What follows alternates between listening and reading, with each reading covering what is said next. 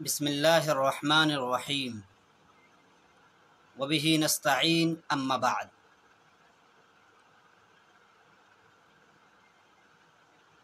جیسا کہ میں نے اس سے پہلے عرض کیا تھا کہ اضافت کی دو قسمیں ہوتی ہیں، وہ کون کون سی ہیں؟ انشاءاللہ تمام متعلقات ان قسموں سے متعلق آپ کے سامنے پیش کرنے کی کوشش کریں گے۔ بہت آسان ہے، توجہ سے سننے کی ضرورت ہے۔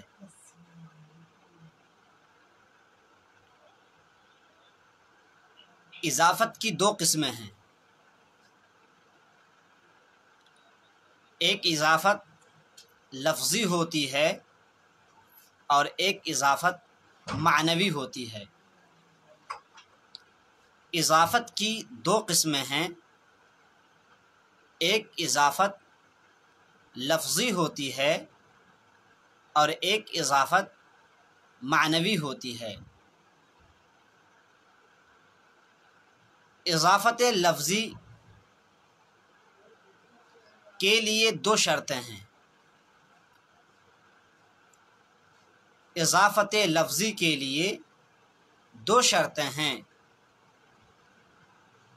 ایک شرط مضاف سے متعلق ہے اور دوسری شرط مضاف الیہ سے متعلق ہے۔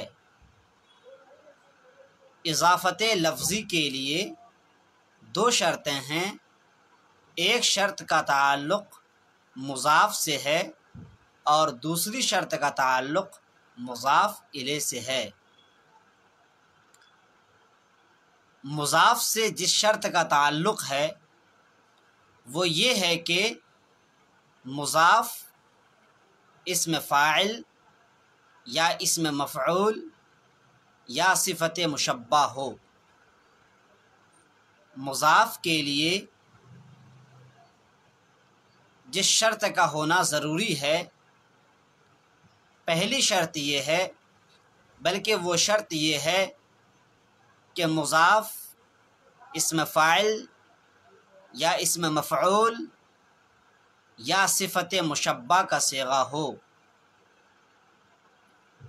اور مضاف الیہ سے متعلق جو شرط ہے وہ شرط یہ ہے کہ مضاف الیہ اپنے مضاف کا معمول بن رہا ہو۔ معمول سے مراد فاعل بن رہا ہو یا مفعول بن رہا ہو۔ جب دونوں شرطیں اضافت میں پائی جائیں گی، ایسی اضافت کو اضافت لفظی کہا جاتا ہے۔ اضافت لفظی کے لیے دو شرطیں ہیں، پہلی شرط کا تعلق مضاف سے ہے اور دوسری شرط کا تعلق مضاف الیہ سے ہے۔ مضاف سے جس شرط کا تعلق ہے وہ شرط یہ ہے کہ مضاف اسم فاعل یا اسم مفعول یا صفت مشبہ کا صیغہ ہو، اور مضاف الیہ کے لیے جو شرط ہے وہ شرط یہ ہے کہ مضاف الیہ اپنے مضاف کا فاعل بن رہا ہو یا مفعول بن رہا ہو۔ میں آپ کے سامنے ہر ایک کی مثال بیان کروں گا۔ مضاف اسم فاعل ہو، پہلی شرط مضاف اسم فاعل ہو اور مضاف الیہ اس کا معمول بنے۔ معمول سے مراد اسم فاعل یا اسم مفعول ہے، اس چیز کو ذہن میں رکھیں۔ ضارب زید، ضارب زید، آپ دیکھ رہے ہیں اس مثال میں مضاف ضارب اسم فاعل ہے، زید جو کہ ضارب کا مفعول بن رہا ہے، اور ضارب میں ہوا ضمیر جو کہ ضارب کا فاعل ہے۔ اس مثال میں دونوں شرطیں بیک وقت پائی جا رہی ہیں۔ مضاف اس میں فاعل ہے اور مضاف الیہ اس کا معمول یعنی مفعول بن رہا ہے۔ دوسری مثال مضروب بکرن، مضروب بکرن، اس مثال میں مضاف مفعول کا صیغہ ہے اور بکر اس مضروب کا نائب فاعل واقع ہو رہا ہے۔ تیسری مثال جس میں کہ مضاف صفت کا صیغہ ہوتا ہے، یہ سب جانتے ہیں ہم لوگوں نے کتاب الصرف میں، کتاب النحو میں، ہدایت النحو میں، قطر الندی میں، شرح و شذور الذہب میں یہ سب مثالیں پڑھتے ہیں۔ حسن الوجہ، حسن الوجہ، حسن صفت مشبہ ہے، حسن صفت مشبہ ہے اور الوجہ حسن کا فاعل ہے۔ اس مثال میں بھی دونوں شرطیں بیک وقت پائی جا رہی ہیں۔ واضح رہے، اس بات کو ذہن میں رکھیں، اسم فاعل، اسم مفعول، صفت مشبہ، یہ تینوں اسی وقت عمل کریں گے جبکہ یہ تینوں حال یا مستقبل کے معنی میں ہوں۔ اس کو ذہن میں رکھنے کی ضرورت ہے۔ اسم فاعل، اسم مفعول اور صفت مشبہ یہ تینوں اسی وقت عمل کریں گے جبکہ یہ حال کے معنی میں ہوں یا مستقبل کے معنی میں ہوں۔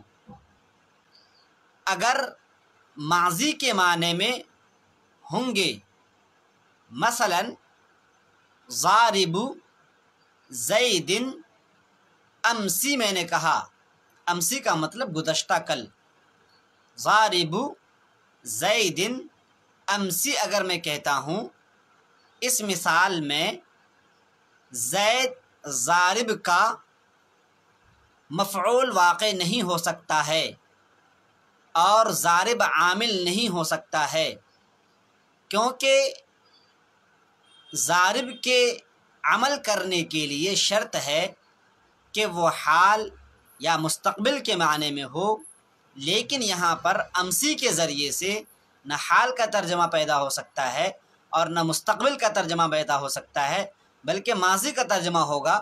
اور جب اسم فاعل یا اسم مفعول یا صفت مشبہ ماضی کے معنی میں ہو تو ایسے موقع پر یاد رہے کہ بعد والا اس کا معمول نہیں ہو سکتا ہے اور یا یہ تینوں عامل نہیں ہو سکتے ہیں۔ اس چیز کو ذہن میں رکھیں۔ اضافت کے لیے دو شرطیں ہیں۔ پہلی شرط کا تعلق مضاف سے ہے، دوسری شرط کا تعلق مضاف الیہ سے ہے۔ مضاف سے جس شرط کا تعلق ہے وہ یہ ہے کہ مضاف اسم فاعل ہو یا اسم مفعول ہو یا صفت مشبہ ہو، اور دوسری شرط کا تعلق مضاف الیہ سے ہے اور وہ شرط یہ ہے کہ مضاف الیہ اس کا معمول بنے۔ معمول بننے سے مراد مفعول بنے یا فاعل بنے۔ یاد رہے معمول اسی وقت بن سکتا ہے اور اسم فاعل، اسم مفعول، صفت مشبہ اسی وقت عامل بن سکتے ہیں جبکہ حال یا مستقبل کے معنی میں ہو۔ میں مستقبل بول رہا ہوں اور کبھی مستقبل بول رہا ہوں۔ لفظ مستقبل عربی کے لیے ہے اور مستقبل اردو میں استعمال ہوتا ہے، تو دونوں صحیح ہیں۔ تو اسم فاعل، اسم مفعول اور صفت مشبہ اسی وقت عمل کریں گے جبکہ حال یا مستقبل کے معنی میں ہوں۔ اگر ماضی کے معنی میں ہوں گے تو کبھی بھی یہ تینوں میں سے کوئی بھی عامل نہیں بن سکتا ہے، تو ایسی صورت میں یہ اضافت لفظی کے بجائے اضافت معنوی ہو جائے گی۔ شاید کہ ہمیں اضافت لفظی یاد ہو گئی ہوگی کہ اضافت لفظی کے لیے دو شرطیں ہیں۔ پہلی شرط کا تعلق مضاف سے ہے، دوسری شرط کا تعلق مضاف الیہ سے ہے، مضاف سے جس شرط کا تعلق ہے وہ یہ ہے کہ مضاف اسم فاعل، اسم مفعول یا صفت مشبہ ہو۔ ضارب، مضروب، حسن یہ مضاف کی مثال، اور مضاف الیہ اس کا معمول بنے۔ ضارب زید، زید مفعول بن رہا ہے۔ مضروب بکر، بکر نائب فاعل واقع ہو رہا ہے۔ حسن الوجہ، الوجہ حسن کا فاعل بن رہا ہے۔ گرچہ یہ تینوں محلاً لفظاً مجرور ہیں، گرچہ ضارب زید، زید لفظاً مجرور ہے، مضروب بکر، بکر لفظاً مجرور ہے، حسن الوجہ، الوجہ لفظاً مجرور ہے، لیکن محلاً یہ تینوں پہلے کا تعلق محلاً جو ضارب بکر، ضارب زید، زیدن اصل میں ضارب زیدن تھا، ضارب زیدن تھا تو یہ محلاً منصوب ہے۔ مضروب بکرن، بکرن اصل میں بکرن ہے کیونکہ نائب فاعل واقع ہو رہا ہے۔ مضروبن، مضروبن بکرن، بکر نائب فاعل ہے تو مضروب بکرن میں بکر محلاً مرفوع ہے، بکر محلاً مرفوع ہے، لفظاً مجرور ہے، یعنی بکرن آپ دو زیر دے رہے ہیں یہ لفظاً ہے، اور بکرن محلاً مرفوع ہے۔ محل کا مطلب بکر اصل میں نائب فاعل ہے، اور نائب فاعل کا جو اعراب ہوتا ہے محلاً اعراب و رفع ہوتا ہے۔ حسن الوجہ، حسن صفت مشبہ ہے، اور صفت مشبہ ہمیشہ لازم ہوا کرتا ہے، صفت مشبہ ہمیشہ لازم ہوا کرتا ہے، کبھی بھی متعدی نہیں ہوتا۔ تو حسن الوجہ، الوجہ جو ہے حسن کا فاعل ہے، گرچہ یہ محلاً مجرور ہے لیکن لفظاً یہ مرفوع ہے، حسن الوجہ ہے، حسن الوجہ۔ اضافت لفظی کا فائدہ صرف ایک ہے اور وہ ہے تخفیف۔ اضافت لفظی کا فائدہ کیا ہے؟ تخفیف۔ تخفیف کا مطلب اگر میں مثال دوں ضارب زیدن، ضارب زیدن، اور کہوں میں ضارب زیدن، دونوں میں ہلکا کون سا ہے؟ آپ اگر آپ ہمارے کان اگر اچھے ہوں، ہماری سماعت اچھی ہو تو ظاہر سی بات ہم کہیں گے کہ ضارب زیدن آسان ہے، ضاربن زیدن کے مقابلے میں ضارب زیدن آسان ہے، اس میں خفت پائی جا رہی ہے۔ مضروبن بکرن، اس میں ثقالت پائے جا رہے، ثقل پائے جا رہا ہے، آسانی کی خاطر ہلکا پن محسوس کرنے کے لیے کیا کہا جاتا ہے؟ مضروب بکرن، بالکل خفت پائی جا رہی ہے، خفیف ہے یہ، اور خفیف ثقیل کے مقابلے میں اہون اور بہتر ہوا کرتا ہے، لہذا عرب کے نزدیک خفت کو اختیار کیا گیا اور ثقالت کو دور کر دیا گیا۔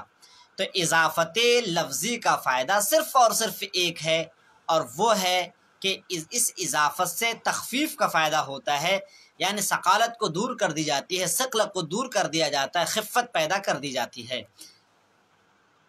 اچھا، اب آتے ہیں ہم اضافت معنوی۔ اضافت معنوی کو بیان کرنے کے بعد اپنی بحث کو مکمل کریں گے۔ اضافت معنوی، اضافت لفظی میں سے کوئی بھی شرط ختم ہو جائے تو وہ اضافت معنوی ہو جاتی ہے۔ اضافت لفظی کے لیے دو شرطیں ہم نے پڑھی کہ مضاف اسم فاعل ہو، اسم مفعول ہو یا صفت مشبہ ہو، اور مضاف الیہ اس کا معمول بنے۔ اگر مان لیجئے کہ مضاف اسم فاعل نہ ہو، مضاف اسم مفعول نہ ہو، مضاف صفت مشبہ نہ ہو، پہلی شرط غائب، دوسری شرط موجود ہے، جیسے ضرب زیدن، ضرب زیدن، ضرب یضرب ضربا، ضرب زیدن۔ اس مثال میں آپ دیکھ رہے ہیں کہ زید ضرب کا فاعل بن رہا ہے، زید ضرب کا فاعل بن رہا ہے، تو مضاف الیہ معمول تو ہے لیکن مضاف میں پہلی شرط غائب ہے، وہ یہ کہ مضاف ضرب یہ مصدر ہے، نہ یہ اسم فاعل ہے، نہ اسم مفعول ہے، نہ صفت مشبہ ہے، تو پہلی شرط، دو شرطوں میں سے ایک شرط غائب، لہذا یہ اضافت معنوی ہے، اضافت لفظی نہیں ہے کیونکہ ایک شرط غائب۔ اچھا، پہلی شرط باقی رکھتے ہیں، دوسری شرط غائب کرتے ہیں، کیسے؟ ضارب زیدن، ضارب زیدن، پہلی شرط موجود ہے، ضارب پہلی شرط موجود ہے، زیدن دوسری شرط غائب ہے۔ کیسے؟ ضارب زید امسی، ضارب زید امسی، زید اسی وقت معمول بنے گا جبکہ یہ حال یا مستقبل کے معنی میں ہو۔ یہاں پر امسی کی بنیاد پر یہ ماضی کے معنی میں آ گیا، لہذا اب زید ضارب کا معمول نہیں بن سکتا ہے۔ دوسری شرط غائب، ضرب زیدن میں پہلی شرط غائب، ضارب زیدن امسی میں دوسری شرط غائب۔ جب ایک بھی شرط غائب ہو جائے وہ اضافت لفظی نہیں بلکہ اضافت معنوی ہو جاتی ہے۔ دونوں شرط غائب ہونے کی مثال، مضاف سے بھی شرط غائب، مضاف الیہ سے بھی شرط غائب کی مثال میں دے رہا ہوں آپ کو۔ غلام بکرن، غلام بکرن، غلام مضاف ہے، نہ یہ اسم فاعل ہے، نہ اسم مفعول ہے، نہ صفت مشبہ ہے۔ بکرن، بکر غلام کا مضاف الیہ ہے، مضاف الیہ ہے، معمول نہیں ہے۔ معمول سے مراد اسم فاعل، اسم مفعول، اور بکر جو ہے غلام کا نہ فاعل معمول سے مراد فاعل ہے اور مفعول ہے، اور غلام و بکرن میں بکر نہ فاعل بن رہا ہے نہ مفعول بن رہا ہے، کیونکہ غلام جو ہے نہ یہ اسم فاعل ہے، نہ صفت مشبہ ہے، نہ مصدر ہے، اور نہ اسم مفعول ہے۔ لہذا جب یہ تینوں باتوں میں سے کوئی نہیں ہے تو دوسرا جو ہے بکر جو ہے اس کا معمول نہیں بنے گا۔ تو اضافت کی دو قسمیں ہوئیں، ایک اضافت لفظی اور ایک اضافت معنوی۔ اضافت معنوی کے دو فائدے ہیں۔ اضافت لفظی کا ایک فائدہ تخفیف کا، خفت کا، اضافت معنوی کے دو فائدے ہیں۔ میں نے پچھلی قسط میں آپ کو بتایا تھا کہ اضافت معنوی کے دو فائدے ہیں، ایک ہے فائدہ تخفیف، ایک ہے فائدہ تخصیص کا، اور ایک ہے فائدہ تعریف کا۔ ایک ہے فائدہ تخصیص کا اور ایک ہے فائدہ تعریف کا۔ اگر مضاف الیہ نکرہ ہے تو تخصیص کا فائدہ ملتا ہے، جیسے کتاب رجل، ایک شخص کی کتاب۔ یہ کتاب کون ہے معلوم نہیں، لیکن اتنا پتہ چلا کہ یہ کتاب کسی مرد کی ہے، کسی عورت کی نہیں ہے، یہ ہے تخصیص۔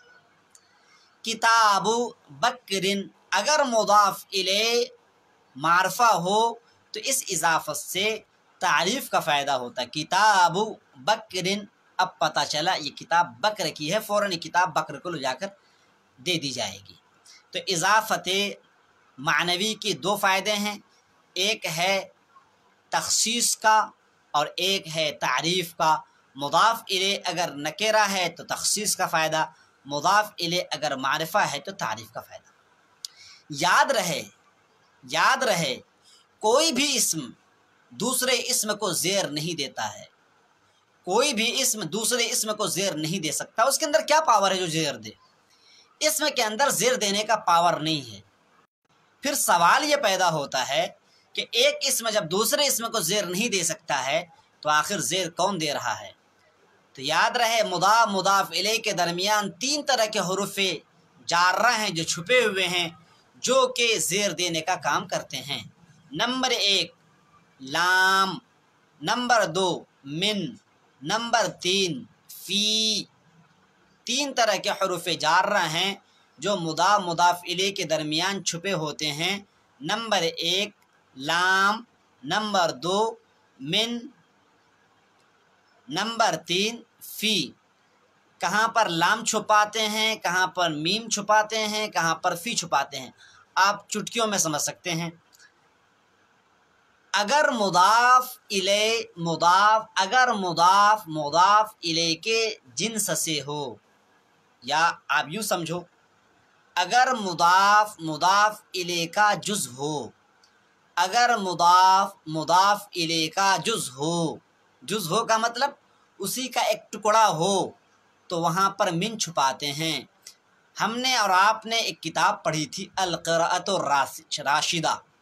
القراءۃ الراشدہ کی جو دوسری جلد ہے جزء ثانی، اس میں ایک سبق پڑھا تھا ہم لوگوں نے، کسرۃ من الخبز، किसरतुम मिनल खुब्ज़ी। आप देख रहे हैं कि एक रोटी है, रोटी का एक टुकड़ा आप रोटी से तोड़कर अलग कर दो तो वो टुकड़ा इस रोटी का जुज़ बन जाएगा। तो वहाँ पर आपने मिन का इस्तेमाल किया, किसरतुम मिनल खुब्ज़ी। आपने किसरतुन लिल खुब्ज़ी का इस्तेमाल नहीं किया, क्योंकि टुकड़ा उसी रोटी का एक हिस्सा, एक जुज़ है। बात समझ में आ गई? अच्छा, अगर मुदाफ इले मुदाफ का मामूल मुदाफ इले अगर मुदाफ के लिए ज़र्फ़ बने, अगर मुदाफ इले मुदाफ के लिए ज़र्फ़ बने तो वहाँ पर फ़ी छुपाते हैं, हर्फ़ जार फ़ी छुपाते हैं। मिसाल में दूँ आपको, जैसे आप बोलते हैं मस्जिदुन, मस्जिदुल बैती, घर की मस्जिद, मस्जिदुल बैती, घर की मस्जिद। इजाफत को तोड़िए आप। इजाफत को तोड़ने का मकसद क्या होता है? हमें उसमें नकारत पैदा करनी है। एक मस्जिद बोलना है, मस्जिदुल बैती में एक मस्जिद का तर्जमा नहीं कर सकते आप, और हमें एक मस्जिद बोलना है। जैसे पिछली मिसाल में मैंने कहा किसरतुम मिनल खुब्ज़ी, अगर आप कहेंगे किसरतुल खुब्ज़ी, किसरतुल खुब्ज़ी रोटी का टुकड़ा, लेकिन हमें बोलना है रोटी का एक टुकड़ा, क्योंकि नकेरा कभी इस्तेमाल करते हैं उसमें हकारत पैदा करने के लिए, कभी इस्तेमाल करते हैं उसको तफखीम पैदा करने, फ़खामत पैदा करने के लिए। किसरतुन, हाँ अजीम टुकड़ा, किसरतुन बहुत मामूली टुकड़ा, दोनों इस्तेमाल कर सकते हैं, दोनों माना आप ले सकते हैं। तो मस्जिदुल बैती, घर की मस्जिद, लेकिन हम इससे तर्जमा लेना चाहें घर की एक मस्जिद तो मस्जिदुल बैती नहीं बोलेंगे आप। अब सवाल ये पैदा होता है, जब आप इजाफत को तोड़ेंगे तो कौन सा हर्फ जार आप लाएंगे? तो देखा जाएगा मुदाफ इले क्या ज़र्फ़ बन रहा है, अल बैत ये ज़र्फ़ है, एक जगह है, अल बैत ये जगह है, तो आप कौन सा हर्फ जार लाएंगे वहाँ पर? मस्जिदुन फिल बैती बोलेंगे, मस्जिदुन फिल बैती, क्योंकि अल बैत ये मस्जिद के लिए ज़र्फ़ है, और जहाँ पर मुदाफ इले ज़र्फ़ वाक़ हो वहाँ पर हर्फ जार फ़ी छुपाया जाता है। अच्छा, अब लाम कहाँ छुपाते हैं उसको भी समझ लें। अगर मुदाफ इले का जुज़ न हो, अगर मुदाफ इले मुदाफ के लिए ज़र्फ़ न बने, ऐसे मौके पर लाम छुपाते हैं। जैसे ये चश्मा जो है, ये चश्मा ऐसा नहीं है कि मैं पैदा हुआ था तो चश्मा मेरे साथ था, ऐसा नहीं।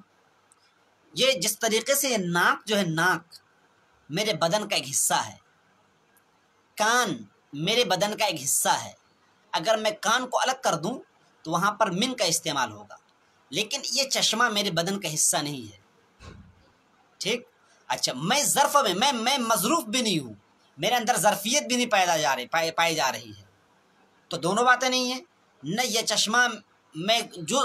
चश्मा मेरे बदन का हिस्सा है, और इसी तरीके से न इस चश्मे के लिए मैं ज़र्फ़ बन रहा हूँ। दोनों जब बातें ना हो तो ऐसे मौके पर लाम छुपाते हैं। क्या बोलेंगे?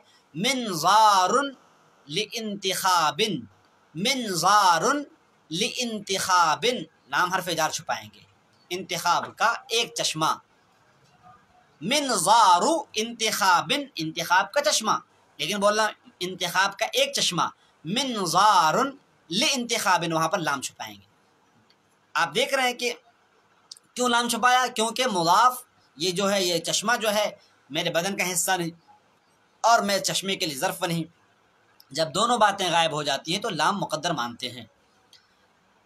जज़ाकल्लाहु अहसनल जज़ा, ये अहम बात थी। कल मैं आपको बताऊंगा मजरूर बिल हुरूफ यानी हुरूफ जार्रा कहाँ कहाँ लाते हैं, हुरूफ जार्रा कितने हैं, कौन कौन से हैं और कब कब लाते हैं। इन चीज़ों को समझने के लिए और जानने के लिए, जब तक हम नहीं जानेंगे हमारा अदब अच्छा नहीं हो सकता, अरबी अदब हमारा अच्छा नहीं हो सकता। इसी तरीके से और हम कुरान फ़हमी के हम कुरान फ़हमी परवरदिगार हमें कुरान फ़हमी से नवाज नहीं सकता है, क्योंकि जब तक हम नहव और सर्फ़ की बारीकियाँ नहीं समझेंगे तो हम नहीं समझ सकते। लिहाजा हम आपसे दरख्वास्त करते हैं कि जुड़े रहें। आइंदा कल मैं आपको हुरूफ़ जार्रा की बारीकियाँ बताऊँगा। आज इन्हीं बातों पर मैं अपनी इस बहस को मुकम्मल करता हूँ। जज़ाकुमुल्लाहु अहसनल जज़ा व आखिरु दावाना अनिल हम्दुलिल्लाहि रब्बिल आलमीन।